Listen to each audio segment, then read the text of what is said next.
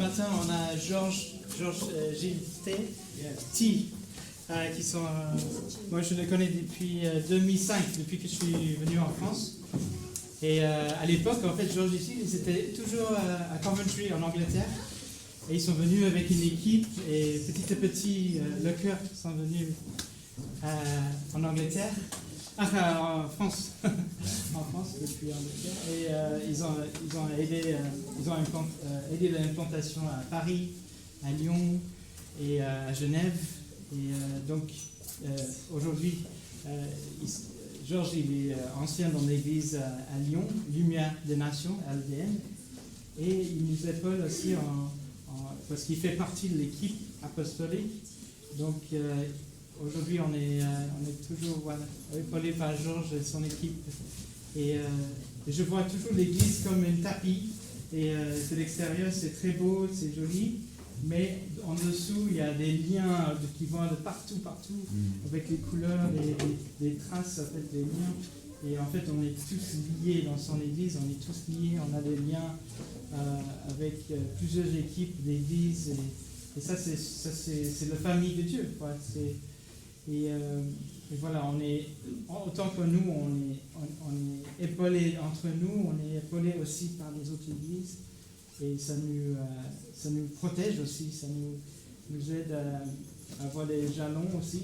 Des fois, Georges, il va nous donner des jalons pour nous avancer, pour nous aider à avancer. Et donc, c'est important, c'est très important. Et puis, nous aussi, on va, comme je disais, on laisse les places aux autres. Nous aussi, on apprend de Georges pour un jour peut-être faire partie de l'équipe apostolique. Donc, il y a des places pour tout le monde. Donc ce matin, j'invite Georges à partager ce matin. Merci Seigneur pour cette louange, Seigneur. Merci Seigneur. On se rappelle de tous tes bienfaits. Seigneur, tu es si grand et par-dessus, au-dessus de tout. Merci Seigneur qu'on peut porter nos soucis, notre tracas et avec le calme et la confiance en toi, on a la victoire. Merci Seigneur pour ton amour, pour ta grâce Seigneur. Merci.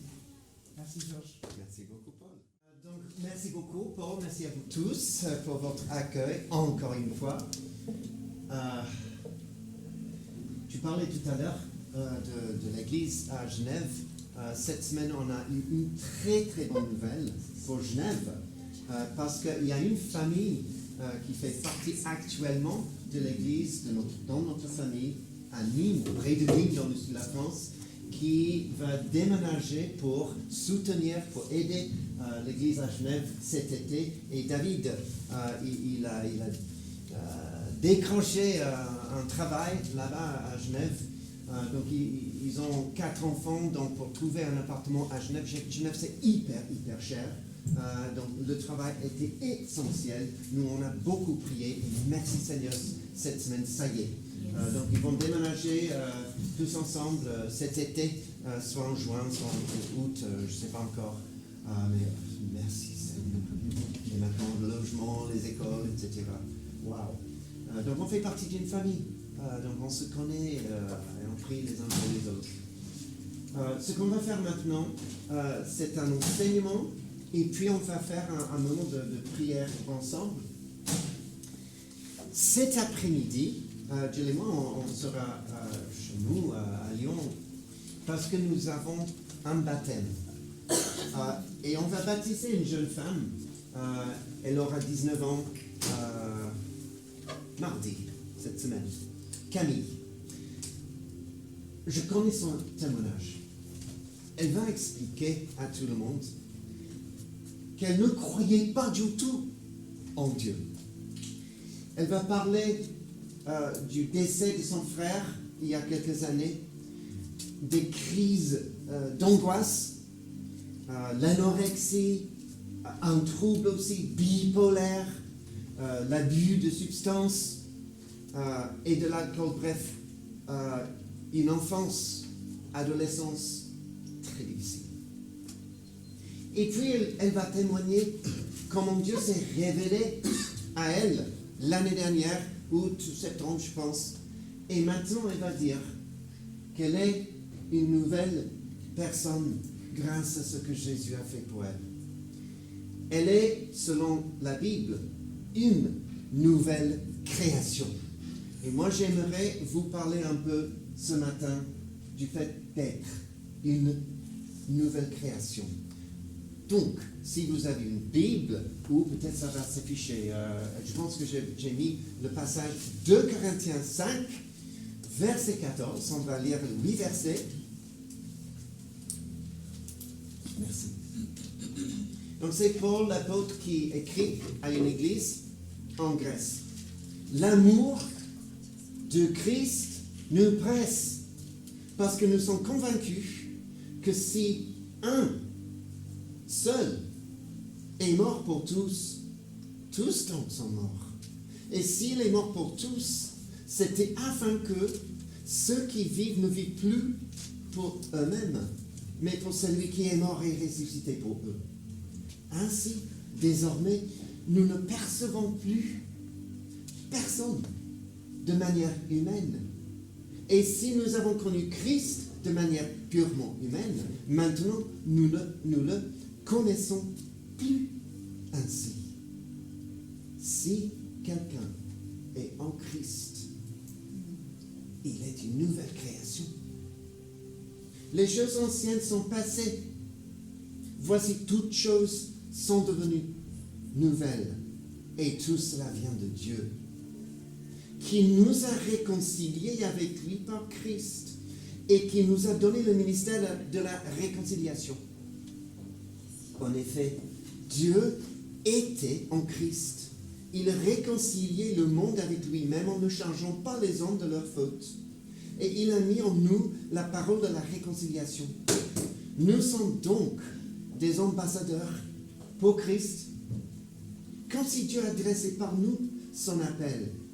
Nous supplions au nom de Christ, soyez réconciliés avec Dieu. En effet, celui qui n'a pas connu le péché, il l'a fait devenir péché pour nous, afin qu'en lui, nous devenions justice de Dieu. Au milieu de ce passage, souligné, si quelqu'un est en Christ, il est une nouvelle création. C'est très connu, ce verset. Mais il soulève beaucoup de questions très importantes pour nous tous. Par exemple, mais de quoi s'agit-il d'être une nouvelle création? D'être nouveau? Serais-tu plus grand, plus beau, plus intelligent, plus riche, plus accompli? Alors, quelles seraient les différences dans ta vie si tu es une nouvelle création? Si on est chrétien, on lit la Bible et on voit énormément de choses qui parlent de la nouveauté de vie en Christ. On peut dresser toute une liste. Nous avons, selon la Bible, en tant que chrétien, un nouveau cœur, bien sûr spirituel, un nouvel esprit, une nouvelle vie, un nouvel espoir, une nouvelle haine du péché, une nouvelle compassion pour les autres, une nouvelle famille, c'est-à-dire l'église locale, une nouvelle confiance en Dieu, un nouvel objectif pour la vie, un nouvel héritage, merci Seigneur, un nouveau Père, un nouvel émerveillement, comme dans notre louange ce matin. Mais c'est une chose de citer ou chanter ce verset 17, c'en est une autre de le vivre. Et on va parler un peu de ça ce matin. Mais tout d'abord, nous devons demander comment devient-on une nouvelle création? Ça doit commencer là. Donc la question, comment peut-on être en Christ et ainsi une nouvelle création. Là, c'est le chapitre 5. Je pense que l'indice clé se trouve dans le chapitre précédent, chapitre 4. Comment peut-on être en Christ? Et je vais lire un verset, 2 Corinthiens 4, verset 6. Le Dieu qui a ordonné que la lumière brille du sein des ténèbres a aussi fait briller sa lumière dans notre cœur pour faire resplendir la connaissance de la gloire de Dieu dans la personne de Jésus-Christ. Alors Paul, là, il parle de la création, où Dieu dit que la lumière soit. Et la lumière fut. Il est le même Dieu qui dit « Je suis la lumière du monde » et qui fait, selon verset 6, briller sa lumière dans nos cœurs. Il est à la fois créateur et aussi sauveur. La création est née depuis et des ténèbres, comme par la puissante parole de Dieu. De même, une nouvelle création est née lorsque Dieu s'adresse à nos cœurs ténébreux. C'est le même Dieu, le même principe. Sa parole vient dans les ténèbres et la lumière est là. Donc, si tu appartiens à Jésus, tu n'es pas juste ou simplement un nouveau modèle de toi-même. Moi, j'ai un iPhone 6. Ça date un peu. Si je voulais échanger mon iPhone pour un iPhone 7, j'aurais un nouveau modèle, un peu plus cher, avec peut-être un peu plus de fonctionnalités. Mais en gros, c'est la même chose. Et nous, on ne parle pas de ça. Nous, on parle d'une nouvelle création. Tu étais spirituellement mort. Tu n'avais pas de relation avec Dieu. Il n'y avait pas de lumière de sa parole dans ton cœur. Tu étais mort. Ton cœur, mon cœur, était plongé dans les ténèbres spirituelles.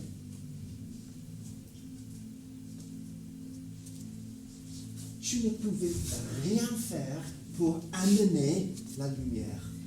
Tes œuvres, tes bonnes œuvres, tes meilleures œuvres ne faisaient rien.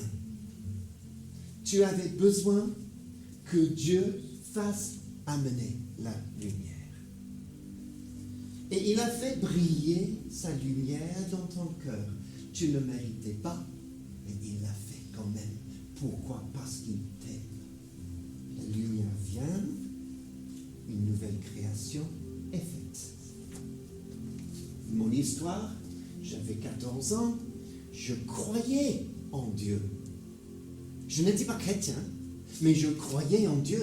Je croyais que Dieu existait, qu'il avait fait l'univers. Oui, mais je ne le connaissais pas. Je n'avais pas de relation avec lui. Mais un jour, alors que j'étais en colo chrétienne, j'écoutais la prédication de l'évangile, un message de 10 minutes. Et c'était juste comme j'étais dans les ténèbres, dans une pièce totalement noire, et que quelqu'un avait appuyé sur l'interrupteur et boum, la lumière était là. Et j'ai su, je savais, Jésus était vivant. Jésus m'aimait. La lumière est venue. Et je suis devenu, comme ça, une nouvelle création. Et Jésus appelle cette expérience la nouvelle naissance. Il a cette conversation extraordinaire avec un maître des Juifs, Nicodème. En fait, tu n'as rien fait pour être né biologiquement, physiquement. De même, tu ne peux rien faire toi-même pour être né spirituellement, né de nouveau. C'est l'œuvre de quelqu'un d'autre. C'était l'œuvre de tes parents, surtout ta maman, la naissance. Mais être né de nouveau, c'est l'œuvre du Saint-Esprit. Il fait la nouvelle création. C'est une œuvre de Dieu, et seulement lui. Mais de quoi s'agit-il d'être une nouvelle création? Moi, je vais vous parler de 3 choses rapidement. Vous aurez un nouveau maître, une nouvelle mentalité, mais aussi une nouvelle mission. Et tout ça, à mon avis, se trouve dans notre passage. Donc, un nouveau maître, verset 14-15. Nous sommes convaincus que si un seul est mort pour tous donc sont morts. Et s'il est mort pour tous, c'était afin que ceux qui vivent, vous et moi, ne vivent plus pour eux-mêmes, mais pour celui qui est mort et ressuscité pour eux, c'est-à-dire Jésus. Donc on a un nouveau maître, on vit pour quelqu'un d'autre. En Christ, tu es une nouvelle création. Et le plus grand changement, on va voir dans la vie de Camille, qui va se faire baptiser cet après-midi. Mais le plus grand changement, c'est que maintenant, il y a un nouveau maître pour lequel tu vis. Et Paul, il ne peut plus clair ici. Il est en train de dire qu'à la croix, Jésus, il a fait tout ce qui était nécessaire pour accomplir un changement de régime dans ton cœur. L'ancien régime avait un roi. Et ce roi était toi ou moi. Mais le Saint-Esprit fait quelque chose pour changer le régime. Jusqu'au moment de cette nouvelle naissance, moi j'étais le roi de ma vie. Soyons honnêtes. Mais quand Dieu se révèle, quand il révèle dans nos cœurs la vérité, qui il est, son amour pour nous, qu'il est mort à la croix, ressuscité pour nous, l'ancien régime tombe. Et nous avec.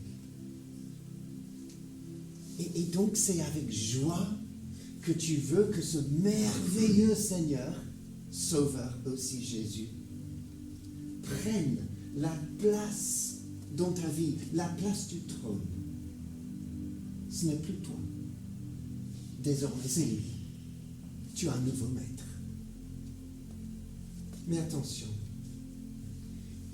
il n'est pas question juste de profiter d'une seconde chance ou un nouveau départ, ou peut-être malgré quelques petites différences, je continue en fin de compte de vivre pour moi-même. Ah ben non, c'est un changement radical. Et la véritable preuve que tu es une nouvelle création, c'est-à-dire un chrétien, une chrétienne, c'est que tu vis ta vie pour lui, pour Jésus-Christ, et non plus pour toi-même. Pourquoi? Parce que lui, maintenant, est le maître.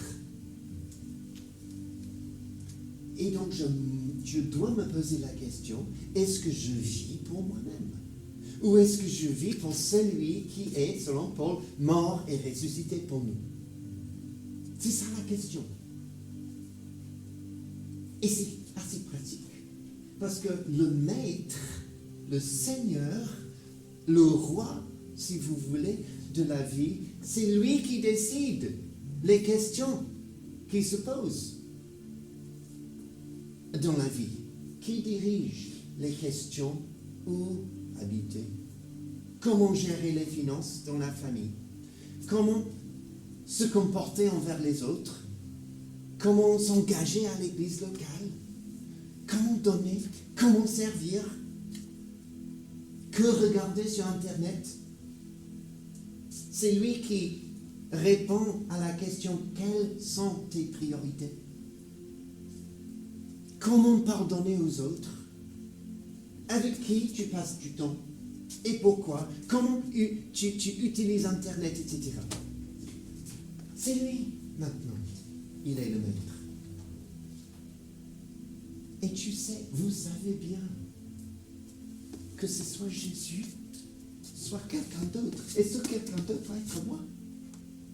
Et donc, le monde, la population du monde est divisée en deux.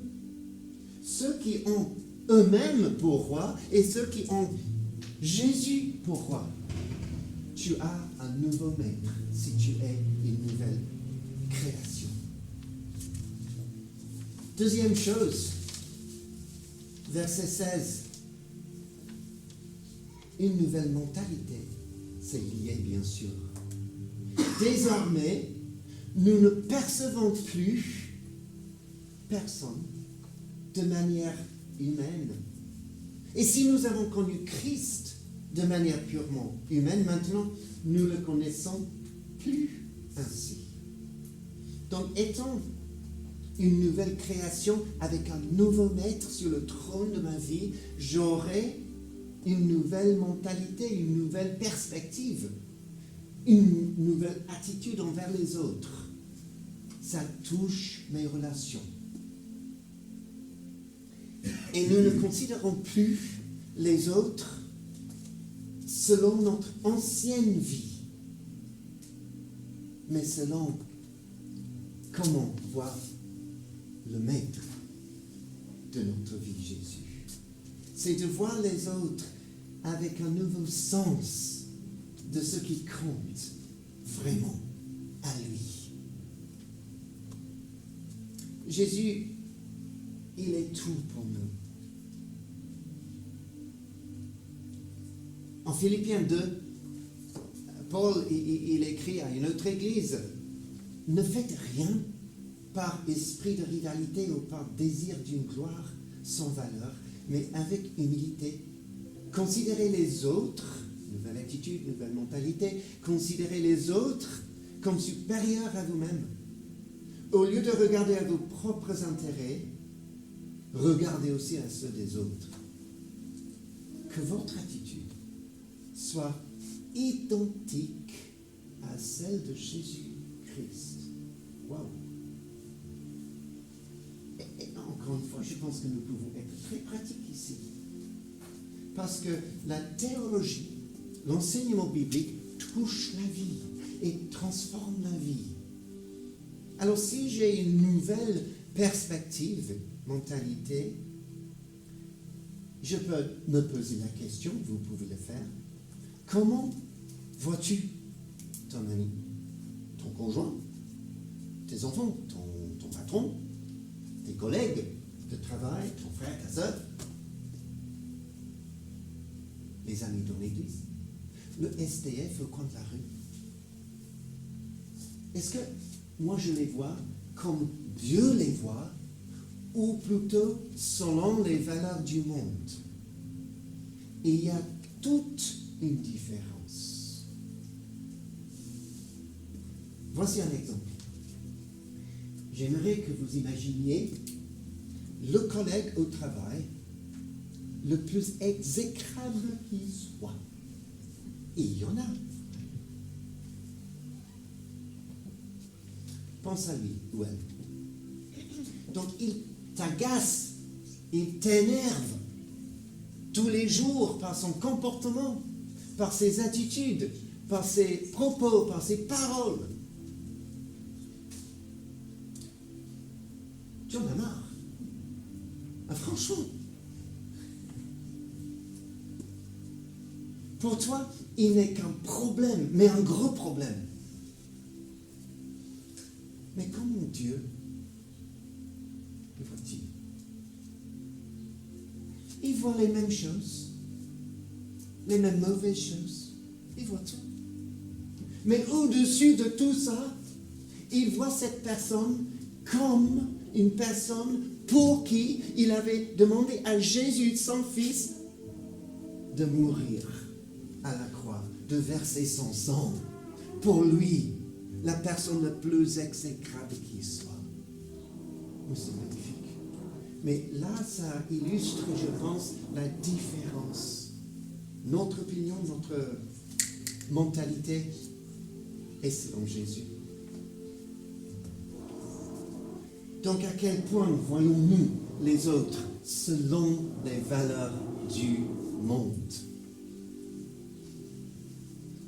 Et dans ce verset 16, il faut faire attention parce que nous pouvons noter comment Paul il nous rappelle que nous aussi, nous tous, à un moment donné, nous avons tous considéré Jésus selon la chair. Même Jésus. Il dit, nous avons connu Christ de manière purement humaine. Avant qu'on soit chrétien, comment avons-nous regardé Jésus? Peut-être il ne nous a pas trop impressionnés.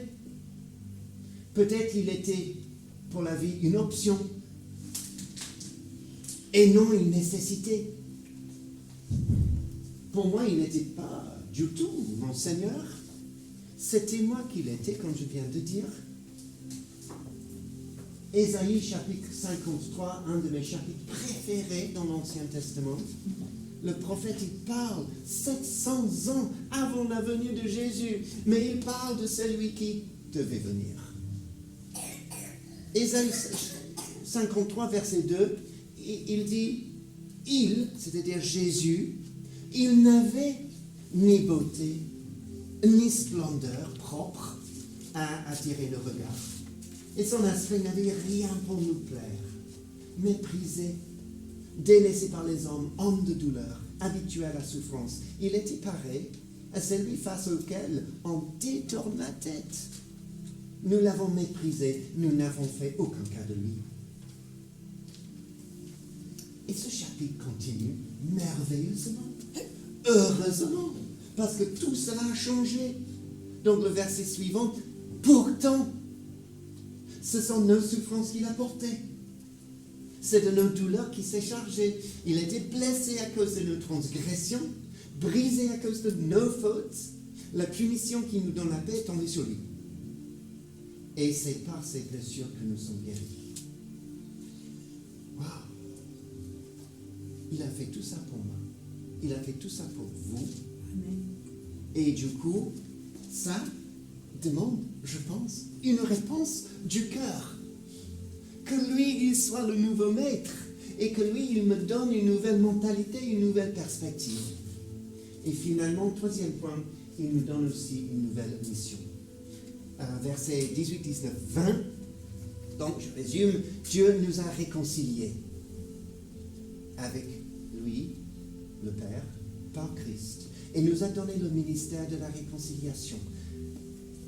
Parfois, dans les églises, on pense que lui, il a le ministère. Il est le ministre, en quelque sorte, pasteur ou je ne sais pas quoi. Mais nous avons tous le ministère de la réconciliation.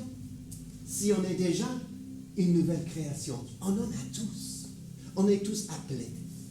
En effet, Dieu était en Christ. Il réconciliait le monde avec lui-même en ne chargeant pas les hommes de leurs fautes. Nous, il a mis en nous la parole de la réconciliation. Nous sommes donc des ambassadeurs pour Christ. Comme si Dieu adressait par nous son appel. Nous supplions au nom de Christ. Voici le message. Soyez réconciliés avec Dieu. Et il faut qu'on sache, admette, nous étions tous des ennemis de Dieu, rebelles à son règne, à sa parole, à son autorité. éloignés de sa présence. Mais Dieu, qui est riche en miséricorde, compassion, à cause du grand amour dont il nous a aimés, nous qui étions morts en raison de nos péchés, il nous a rendus à la vie avec Christ. C'est par grâce que vous êtes sauvés. Donc moi, je suis chrétien. Donc, j'étais ennemi de Christ, ennemi de Dieu, mais grâce à son amour pour moi, je suis là maintenant dans sa famille. Merci. Je ne le mérite pas, mais il a fait ça pour nous. Et puis, il me donne un ministère, une mission. Il te donne la même chose. Réconcilier avec Dieu par sa grâce. Oui, je sais que mes péchés sont pardonnés et c'est magnifique. Je sais que j'ai la vie éternelle, que je ne mérite jamais. C'est magnifique, mais ce n'est pas tout. Je suis aussi appelé à être, en quelque sorte, porte-parole, ambassadeur pour Christ. C'est énorme.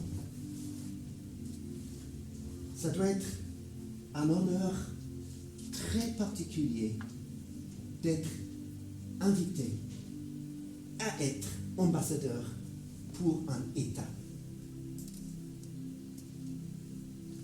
Représenter le président, représenter le roi.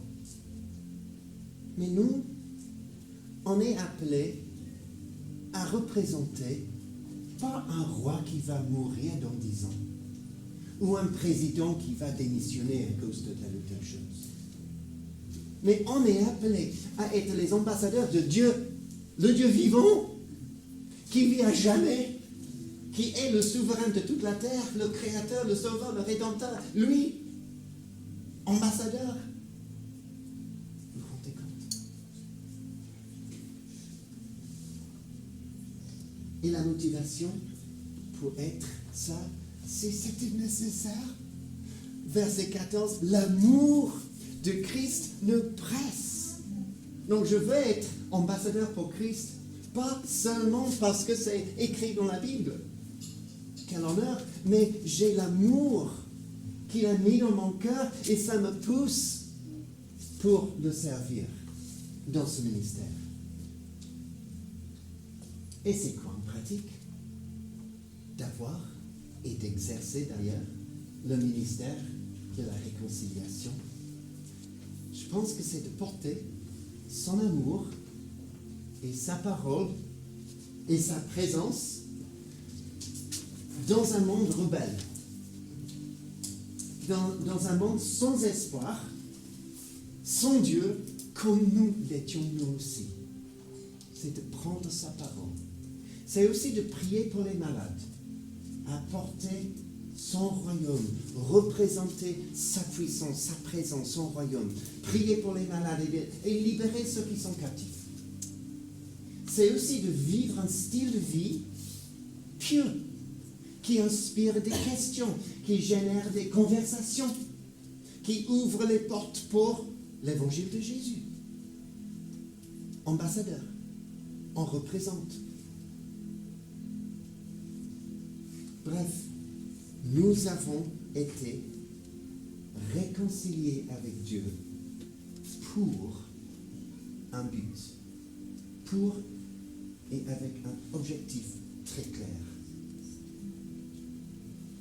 Aidons les autres à se réconcilier avec Dieu. C'est ça notre mission. Donc je vais conclure avec une dernière question. Que te dit-il alors, Dieu, aujourd'hui? Si tu es déjà chrétien, sois très encouragé. Jésus a promis que vous connaîtrez la vérité et la vérité vous rendra libre. Jean chapitre 8. Mais il est vrai qu'il y a plein de chrétiens qui vivent des moments de temps en temps où il semble qu'ils soient un peu coincés dans ce qui ressemble aux choses anciennes. Il y a un combat parfois. Et peut-être tu as l'impression que les choses anciennes sont enchaînées à ta cheville comme un boulet.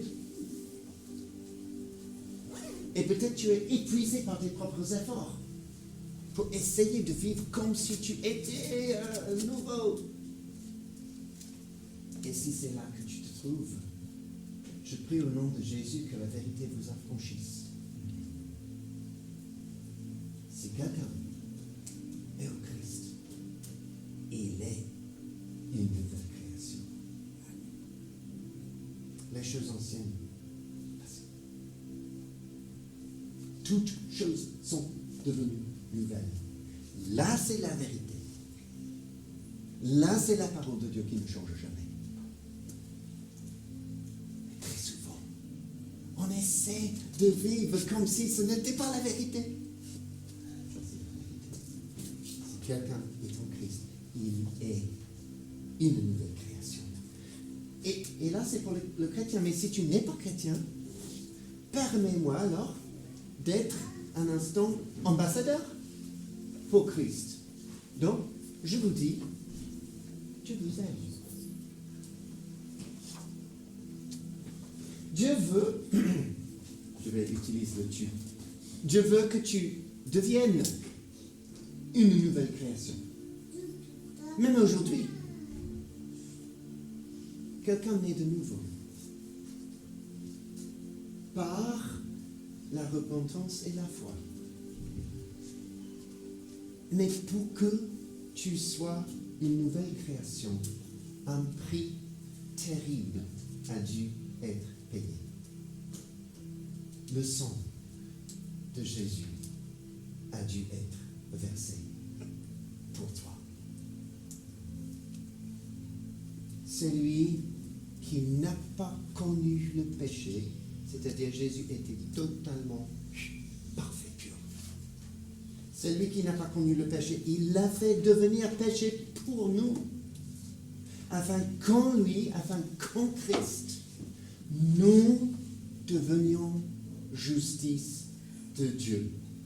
Donc en mourant sur la croix, Jésus étant parfait, il a incarné ton ancienne vie avec tous les péchés, tous tes péchés, afin que tu puisses maintenant par la foi avoir une nouvelle vie, être une nouvelle création, avoir la justice de Dieu. Là, on ne méritait pas, mais c'est un don. C'est un don. Et c'est extraordinaire. Donc, si tu n'es pas chrétien, il faut que tu saches que Dieu a fait ça pour toi. Pourquoi? Parce qu'il t'aime. Donc, sois réconcilié avec Dieu. Prions.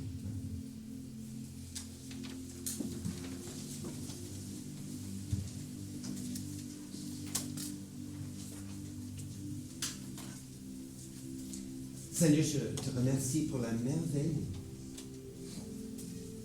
d'être, sans qu'on le mérite, une nouvelle création en Christ.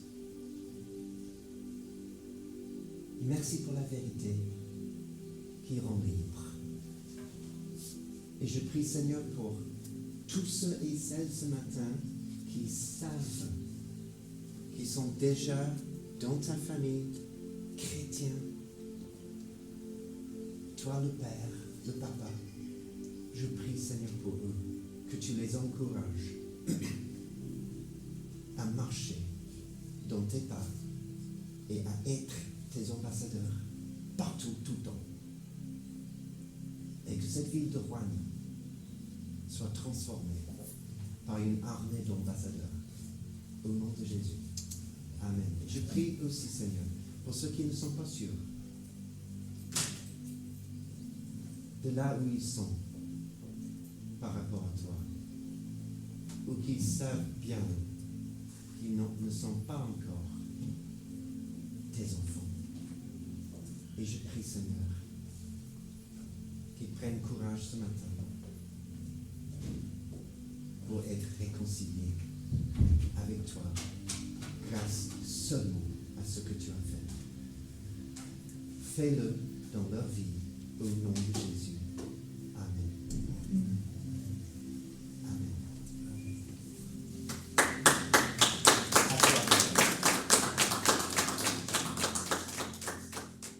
Il y a le camp Ouais.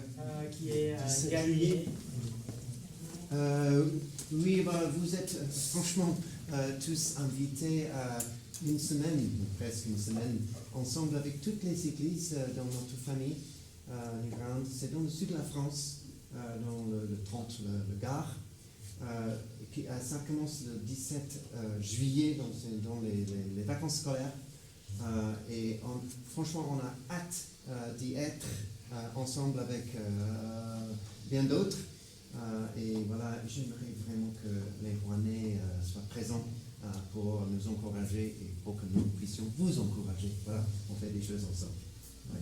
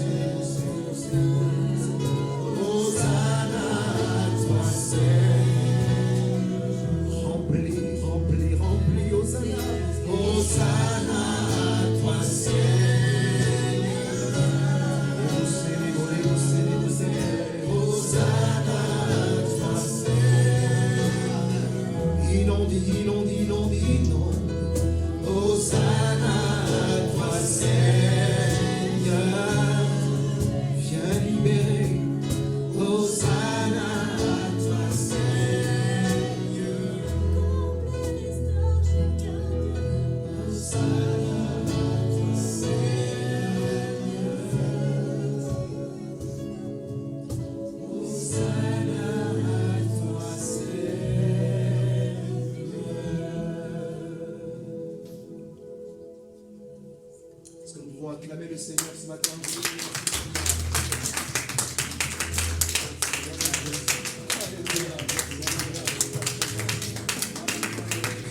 J'ai dit, est-ce qu'on peut acclamer le Seigneur?